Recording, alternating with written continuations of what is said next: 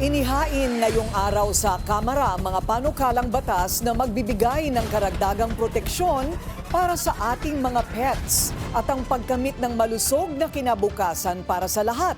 Suportado ang mga ito ng award-winning actress na si Nadine Lustre. Ang detalye sa agenda report ni Mavic Trinidad ng Abante. Magkasama sina mamamayang Liberal Party List Representative Laila de Lima, ilang grupo at ang aktres na si Nadine Lustre nang dumating sa Kamara kanina para maghain ng panukalang batas na may kaugnayan sa kalusugan at sa mga alagang hayop.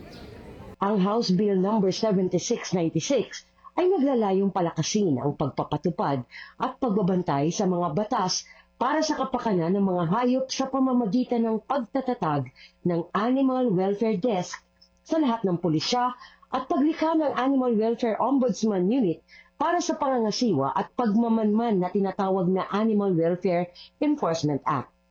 Sabi ni De Lima, kung makakapasa ay mas mabibigyang pansin na ngayon ang anumang hayop na walang awang minamaltrato. Para ma-monitor yung mga pagre-report at yung data about the cases of animal cruelty. Ang House Bill 7697 naman ay nagtatatag ng isang pambansang programang para sa plant-based na kalusugan na tatawaging Gulay para sa Kalusugan at Kalikasan Program.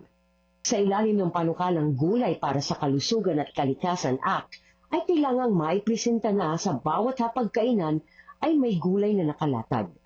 Suportado ang mga panukalang ito ng civil society groups. Body like what a is still starting.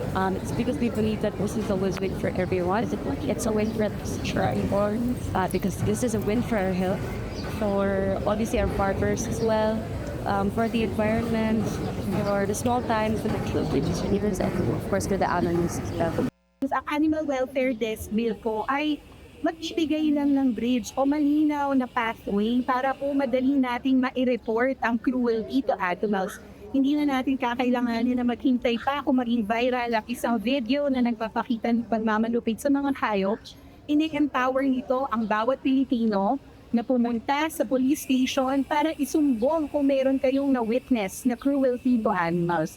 Umaasa silang agad na may papasa ang mga panukala at susuportahan din ng ibang mambabatas. Para sa agenda, Mavic Trinidad, Billionaire News Channel. Manatiling nakatutok sa Bilyonaryo News Channel. Sumubaybay sa aming social media accounts at mag-subscribe sa aming YouTube channel para sa mga bago at eksklusibong balita.